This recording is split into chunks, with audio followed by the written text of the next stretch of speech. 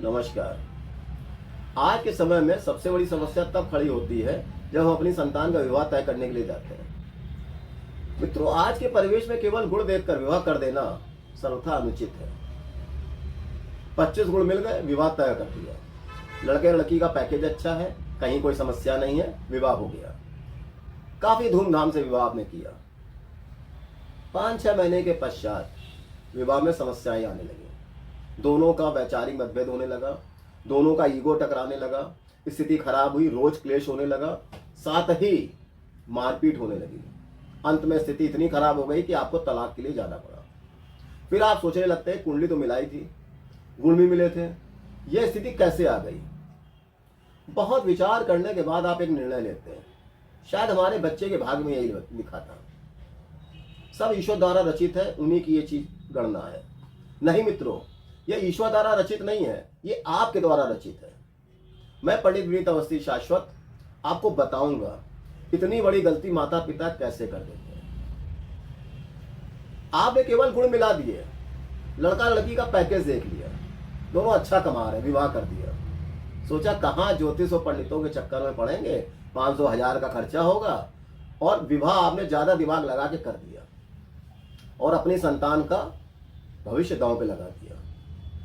अरे भाई, विवाह में लाखों रुपए खर्च कर दिए, 500-1000 रुपए यदि पंडित जी को दे देते या ज्योतिषाचार्य को दे देते तो सही चीज आपको सामने निकल के आ जाती।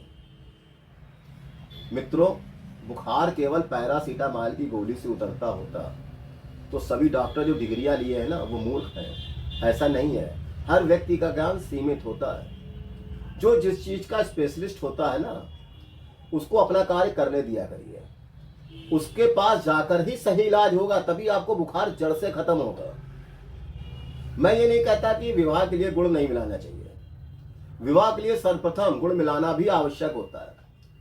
100% में यदि आप आज के समय में 10% गुण मिलाना मान्य माना गया है, 90% आपकी कुंडली क्या कह रही है, ये जरूर देखना चाहिए।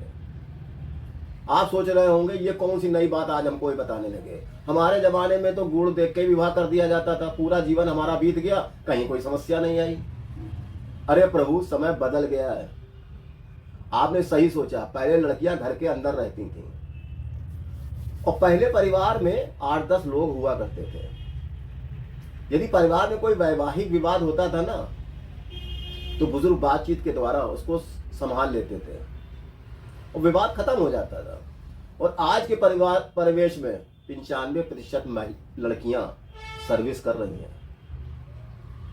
और आज के समय में 3-4 लोगों का परिवार है, माता पिता और बच्चे, बस बड़े बुजुर्गों को साइड में कर दिया गया है।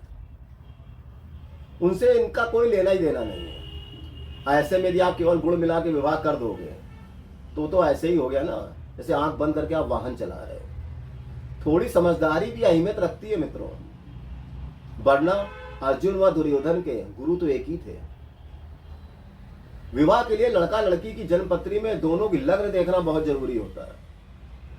यदि मित्र नहीं होंगी दोनों की लगने आपस में, तो दोनों के स्वभाव अलग अलग हो जाएंगे, एक पूरब और एक पश्चिम। विवाद की जड़ यहीं से शुरू हो जाएगी, विवाद की संभावना ज्यादा रहेगी। इसके बाद आपको वैवाहिक जीवन का जो स्थान होता है ना, सप्तम भाव देखना चाहिए।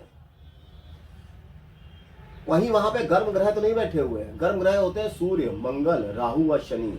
यदि इसमें कम से कम 2 ग्रह बैठ जाएंगे या अपनी दृष्टि भी वहां दे देंगे ना मित्रों, तो वैवाहिक जीवन चलेगा नहीं। और इसके अलावा आप एक चीज और देखिए, जो शुक्र है, जो विवाह को चलाते हैं, वो कहीं इस तरीके की स्थितियों में तो नहीं है। वो कहीं सूर्य या मंगल के साथ तो नहीं बैठे हैं, या 1, 5, 8 नंबर की राशियों में तो नहीं बैठे हैं। ये सूर्य मंगल की राशियां होती हैं। जब शुक्र इन राशियों में बैठ जाएंगे या इनके साथ बैठ जाएंगे तो विवाह वो चलने नहीं देंगे। हाँ, यदि शुक्र बिल्कुल साफ सुथरा है, अपने मित्र के साथ बैठा है, तो कोई दिक्कत नहीं आएगी। कई लोग मुझसे पूछते हैं कि पंडित जी, मेरे बच्चे की कुंडली में तो यही हो गए, शुक्र उसका थोड़ा सा सूर्य मंगल के साथ बैठा हुआ है, तो क्या मेरे बच्चे का जीवन भर जो वैवाहिक है, वैवाहिक जीवन भर का चलेगा? नहीं मित्रों, ऐसा नहीं होता है।